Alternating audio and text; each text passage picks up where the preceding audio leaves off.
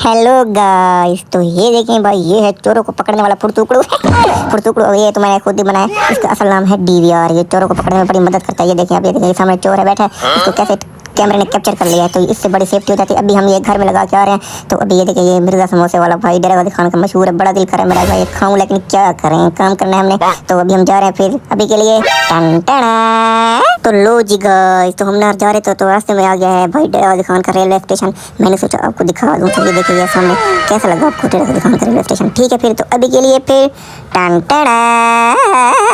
हाँ तो लो जी गाइस, तो ये चक्कर में भाई डरावती खान का मौसम हुआ है, क्या बात है माशाल्लाह। अच्छा ना, हम जा रहे हैं पानी भरने। ये देखें, अब ये जो हमने कैन उठा रखे ना, अभी ये खाली है। अभी इसके अंदर देखें, एक पानी का कतरा, एक पानी की बूंद भी नहीं है। तो अभी हम जा रहे हैं पानी भरने। मिलते हैं फिर बाद में। अभी के लिए फिर टन टना टन टन टना। हाँ तो लो जी गाइस, तो हम जा रहे थे, लेकिन रास्ते में इसका ना पेट्रोल ख़त्म हो गया है। अब हम इसका पेट्रोल डलवा रहे हैं। फिर जब पेट्रोल डलवा लेंगे हम, फिर चले जाएंगे। तो फिर मिलते हैं बाद में। अभी के लिए फिर टन टना टना।